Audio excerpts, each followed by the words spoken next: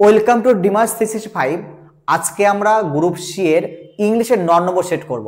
তোমরা যারা এখনো ভিডিওগুলো দেখোনি আগেরগুলো, তারা অবশ্যই গিয়ে ভিডিওগুলো দেখতে পারো। তো দেখো 1 নম্বর প্রশ্ন কি দিয়েছে, চুজ দ্য কারেক্ট স্পেলিং। নিচের কোন শব্দটি সঠিক হবে? Accommodate, accommodate, accommodate, accommodate. দেখো তোমরা যখন এই অ্যাকোমোডেট শব্দটি পাবে তখন মনে রাখবে যে অ্যাকোমোডেটে সবসময় ডবল সি এবং ডবল এম থাকবে। বোঝানো প্রত্যেকের? ডবল সি এবং ডবল এম থাকবে। তুমি দেখো ডবল সি আছে ডবল এম নেই, মানে হবে না। দেখো একটাই সি অর্থাৎ হবে না। এবার দেখো ডবল সি ডবল এম, তাহলে A double C O double M O D A T E, অর্থাৎ তোমার অপশন সি নাম্বার সঠিক হবে। এরপর দেখো তোমাকে অনেক সময় আরেকটি প্রশ্ন করে কমিটি নিয়ে, যে নিচের কোনটি কমিটি উত্তর হবে, মানে কমিটি বানানটা সঠিক হবে। তো দেখো মনে রাখবে কমিটি যদি বলে মনে রাখবে সবসময় ডবল এম থাকবে, ডবল টি থাকবে, ডবল ই থাকবে। ওকে, তাহলে কমিটিতে মনে রাখবে double M double T double E থাকবে, অর্থাৎ committee C O double M I double T double E, এটা হলো তোমার কমিটি বানান। বোঝালো প্রত্যেকের? লক্ষ্য রাখবে। এরপর দেখো নাম্বার 2, দেখো select the correct tense form. অর্থাৎ তোমাকে একটি সেন্টেন্স দিয়েছে, সেই সেন্টেন্সটিকে তোমাকে সঠিক করতে হবে টেন্স অনুসারে। তো আমরা যদি দেখি, দেখো কি দিয়েছে, she dash her work before I arrived. এখানে দেখো তোমার এই ধরনের কিন্তু তোমার গ্রামার গুলো পরীক্ষায় খুবই আসে। তো এখানে দেখো আমরা কি করবো, দেখো দেখো before I arrived, before I arrived অর্থাৎ আমি পৌঁছানোর আগেই ধরো সে কাজটি শেষ করে দিয়েছে। তার মানে দেখো দুটোই তো পাস্টের গল্প, তাহলে দেখো দুটোই পাস্টের গল্প, পাস্ট দুটোই কিন্তু পাস্টের গল্প। তো মনে রাখবে তোমরা যখন পাস্টের গল্প আসবে দুটো, তখন ভাববে যে যে পাস্টটি সবার আগে হয়েছে, মানে পাস্টের পাস্ট, অর্থাৎ একটা ঘটনা ঘটেছে, সেই ঘটনার পূর্বে যে ঘটনা ঘটেছে সেখানে কিন্তু হবে তোমার পাস্ট পারফেক্ট টেন্স। তাহলে এখানে দেখো আমার পৌঁছানোর আগে সে কাজটি শেষ করে দিয়েছে, তার মানে দেখো আমি পৌঁছেছি পরে, আমার পৌঁছানোর আগেই কাজটি শেষ হয়েছে, তার মানে ওই যে যে কাজটি শেষ করলো সেখানে আমরা ইউজ করব পাস্ট পারফেক্ট। বোঝালো? তাহলে যে কাজটি প্রথমে করবে সেখানে ইউজ করবো আমরা পাস্ট পারফেক্ট, পাস্ট পারফেক্ট। ওকে, এবার তাহলে দেখি আমরা কি ইউজ করবো বলো। আমরা অবশ্যই ফিনিশড ইউজ করব না, কারণ ডবল পাস্ট আমরা ইউজ করবো না এখানে, কারণ পাস্টের পাস্ট। এবার দেখো হ্যাড ফিনিশড, হ্যাঁ এটা ইউজ করবো হ্যাড ফিনিশড। তাহলে সঠিক উত্তর হবে তোমার she had finished her work before I arrived, এটি তোমার সঠিক হবে। এরপর দেখো নাম্বার 3, দেখো find the grammatically correct sentence. Each of the boys have done their work. Each of the boys has done his work. Each of the boys have done this work, his work. Each of the boys has done their work. দেখো দেখো প্রথমে দেখো is পেয়েছো না, each each each each. তো প্রত্যেকে মনে রাখবে, তোমার একটা প্যাটার্নটা মনে রাখবে, ইচ ইচ থাকবে মানে ইচ অফ, তুমি ইচ অফ রেখে দাও। ইচ অফের পর মনে রাখবে আমরা প্লুরাল নাউন বসাবো, প্লুরাল নাউন বসাবো। কি বললাম বলো? যদি ইচ অফ থাকে তাহলে ইচ অফের পর আমরা প্লুরাল নাউন বসাবো। এবং দেখো এই প্লুরাল নাউন বসানোর পর এদের সঙ্গে যে ভার্ব ইউজ করব সিঙ্গুলার, এদের পর যে ভার্ব ইউজ করব সিঙ্গুলার ভার্ব।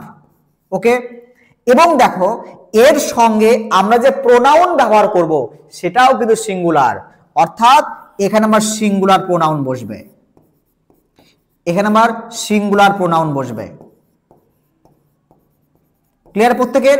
তাহলে আমরা কি করব, ইচ অফ থাকবে, প্লুরাল নাউন থাকবে, তার সঙ্গে থাকবে কি বলো সিঙ্গুলার ভার্ব এবং সিঙ্গুলার প্রোনাউন। ওকে, এবার দেখি আমরা এখানে দেখি, দেখো কি দিয়েছে, দেখো each of the boys have, have হবে না কখনো, কারণ সিঙ্গুলার হবে। এবার তাহলে এটাও হ্যাভ হবে না। এবার তাহলে দেখো এখানে হ্যাজ, এখানেও হ্যাজ, তাহলে নয় বি হবে নাহলে ডি হবে। তাহলে এবার দেখো এদের প্রোনাউন কি আছে দেখো। এবার দেখো তাহলে each of the boys has done his work আর এখানে দেয়ার ওয়ার্ক, তার মানে অবশ্যই দেয়ার হবে না, কারণ বলবো আমরা কি সিঙ্গুলার প্রোনাউন হবে, তাহলে সঠিক হবে তোমার অপশন বি নাম্বার। ক্লিয়ার প্রত্যেকের? চলো আমরা পরের প্রশ্ন দেখি। নাম্বার 4 দেখো, choose the correct article. He is dash honest man, অর্থাৎ অনেস্টের আগে কোন ধরনের আমার আর্টিকেল বসবে এখানে। দেখো এই যে অনেস্ট, এই অনেস্ট দেখো এই শব্দ এটি কিন্তু আমরা সাইলেন্ট করে রাখি, আমরা অনেস্ট বলি, অর্থাৎ ও থেকে শুরু করি আমরা।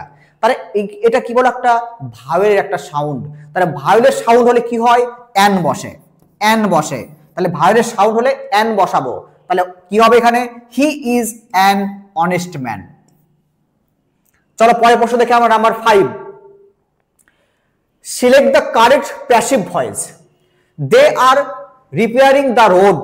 তাহলে আমরা মনে রাখবে যখন কন্টিনিউয়াস টেন্স, যখন আমরা কন্টিনিউয়াস কোন প্রেজেন্ট কন্টিনিউয়াস থাকবে, প্রেজেন্ট কন্টিনিউয়াস, যখন আমরা ভালো লিখে দাঁড়াও, যখন আমরা প্রেজেন্ট কন্টিনিউয়াস টেন্স,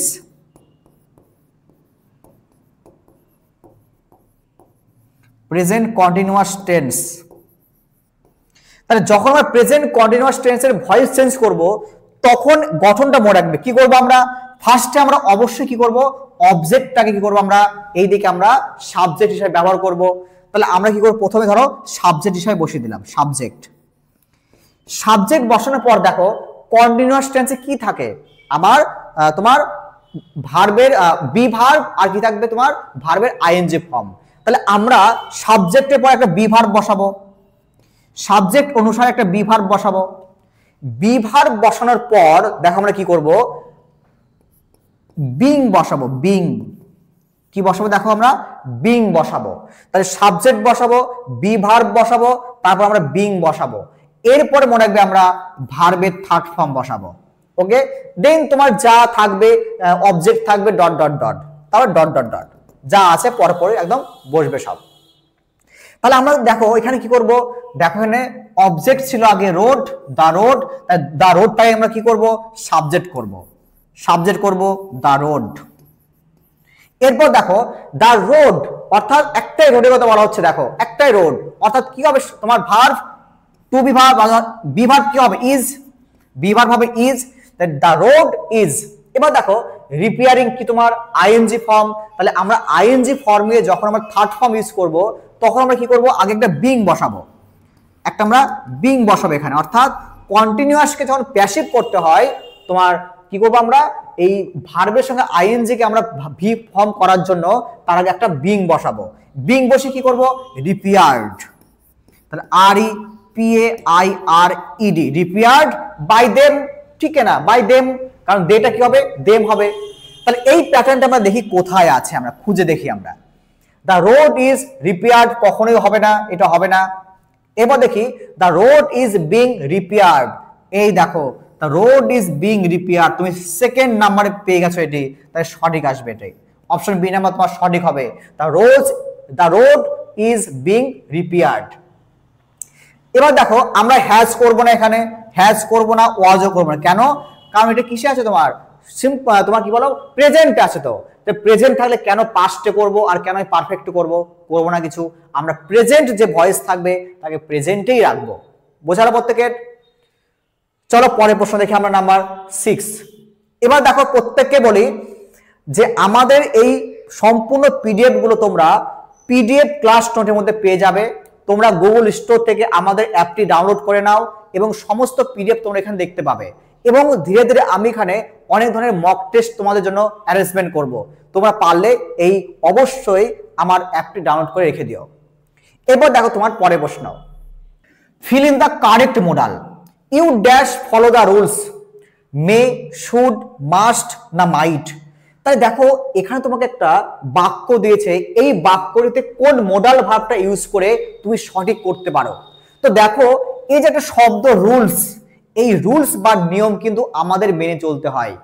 তোমার সরকারি হোক বা তোমার বাড়িতে হোক, নিয়ম কানুন তোমাকে মেনে চলতে হবেই।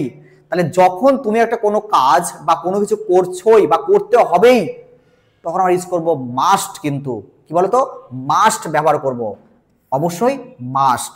এবং দেখো এই যে শুড আমরা ব্যবহার করব মনে রাখবে পরামর্শের ক্ষেত্রে, কি বলো পরামর্শ, তাহলে পরামর্শ আমরা ইউজ করবো কিন্তু শুড। এবং দেখো এই যে মে মাইট আমরা ইউজ করবো কোনো সম্ভাবনার ক্ষেত্রে, সম্ভাবনা অথবা অনুমতির ক্ষেত্রে, ঠিক আছে, অনুমতি বা সম্ভাবনার ক্ষেত্রে আমরা ইউজ করবো মে বা মাইট। ক্লিয়ার প্রত্যেকের? চলো আমরা পরের প্রশ্ন দেখি, number 7। Identify the correct relative pronoun. This is the boy dash won the prize. তাহলে এখানে কোনটি সঠিক হবে, হুম, হুজ, হু না হুইজ? তো দেখো this is the boy dash, দেখো এই যে ওন এটা একটা ভার্ব না, দেখো এটা একটা ভার্ব, এটা একটা ভার্ব দেখো, তার মানে এটা যদি ভার্ব হয় তাই এটা সাবজেক্ট হবে, এটা সাবজেক্ট হবে, বোঝালো? দেখো ইজের জন্য দিস আছে, তাহলে ওন একটা ভার্ব, তার জন্য কি থাকবে বয় থাকবে। এবার বয়টা একটা পার্সন, একটা ব্যক্তি, তাহলে মনে রাখবে যখন কোনো ব্যক্তি বা সাবজেক্ট, কোনো একটা সাবজেক্ট ব্যক্তি হয়, কি বললাম বলো, যখন কোনো সাবজেক্ট একটা পার্সন বা ব্যক্তি হয় তার পাশে আমরা কিন্তু অবশ্যই হু বসাবো, অবশ্যই আমরা হু বসাবো, যেহেতু তারপরে ভার্ব আছে। তাহলে আমরা কি ইউজ করব, the boy who won the prize. এখানে তোমার সঠিক কিন্তু অপশন নাম্বার সি হবে। তাহলে ক্লিয়ার হলো প্রত্যেকের? এখানে দেখো হুইচ মানে কি, তাহলে হুইচ মানে আমরা বলবো দেখো এখানে তোমার কোনো কি বলবো থিংস এর ক্ষেত্রে আমরা হুইচ ইউজ করবো, থিংস। এবং দেখো আমরা হুজ মানে কি, হুজ মানে যার, আর হুম মানে কি যাকে, তাই এগুলো হবে না এখানে কিন্তু, ঠিক আছে। চলো আমরা পরের প্রশ্ন দেখি, নাম্বার 8 নম্বর দেখি। Choose the correct subject verb agreement. অর্থাৎ নিচে কোন ভার্বটি সঠিক হবে তোমাকে বলতে হবে। Most of the money dash spent, তাহলে আর হবে না অয়ার হবে না ইজ হবে না হ্যাভ হবে? দেখো এই যে মানি, এই মানিটা কি বলতো একটা আনকাউন্টেবল নাউন, মানি কিন্তু একটা আনকাউন্টেবল নাউন, বোঝালো? তো আনকাউন্টেবল নাউন যখন থাকে মনে রাখবে তার সঙ্গে অবশ্যই সিঙ্গুলার ভার্ব হয়, সিঙ্গুলার ভার্ব হয়। প্রত্যেকে বোঝা গেল মানিটি একটি আনকাউন্টেবল নাউন, এবং আনকাউন্টেবল নাউনের সঙ্গে সর্বদা আমরা কি বলো সিঙ্গুলার ভার্ব বসাবো। তাহলে এখানে দেখো কি বসাবো আমরা, আর বসাবো না, অয়ার বসাবো না, হ্যাভ বসাবো না, তাহলে অপশন সি নাম্বার তোমার সঠিক, ইজ বসাবো। ক্লিয়ার হলো? The most of the money is spent. চলো নাম্বার 9 দেখি। Identify the correct meaning of the idiom break the ice. তাহলে এই ব্রেক দ্য আইস মানে কি? To start a conversation, to destroy something, to make someone angry, to fall into trouble. দেখো break the ice মানে কিন্তু যখন ধরো কোন একটা এমন একটা জায়গা ধরো বা এমন একটা সিচুয়েশন ধরো যেখানে কেউ কথা বলছে না, বা তুমি ভেবে নিয়েছো আমি আজকে কথা বলবো না, তো তুমি ওই সাইলেন্স জায়গাতে, অর্থাৎ সবাই স্তব্ধ, পরিবেশে স্তব্ধ, যখন তুমি প্রথমে কথা বলা শুরু করবে তখন তাকে বলা কিন্তু কি বলো ব্রেক দ্য আইস বলা হয়। তার মানে আমরা বলবো কি যখন তুমি কথোপকথন শুরু করবে, স্টার্ট করবে, তাকে বলা হয় ব্রেক দ্য আইস। তাহলে সঠিক উত্তর কি হবে? Option A number, two start a conversation. এরপর পরের প্রশ্ন দেখো, নাম্বার 10 দেখো। Select the correct preposition. The cat is hiding dash the table. অর্থাৎ এখানে তোমার কোন ধরনের প্রিপোজিশন বসবে বলতে হবে।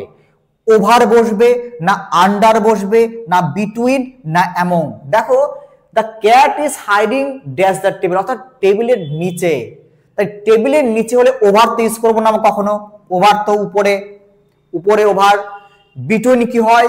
দুজনের মধ্যে বিটুইন হয়। এমন কি হয়? এমন তোমার তিনজনের মধ্যে হয় বা দুয়ের অধিক হয়। তাহলে উত্তর কি করবো আমরা? আন্ডার। অর্থাৎ the cat is hiding under the table. তাহলে প্রত্যেকেই তোমরা এই 10টি প্রশ্ন ভালো করে দেখো, এবং আমি আরো এই ধরনের প্রশ্ন আপলোড করব। যাদের ভিডিওটি ভালো লাগবে অবশ্যই তোমরা লাইক করো, শেয়ার করো এবং সাবস্ক্রাইব করো। এবং আমাদের এই পিডিএফ ডাউনলোড করতে তোমরা চাইলে অবশ্যই আমাদের ডিমাস 365 অ্যাপটি ডাউনলোড করে নাও।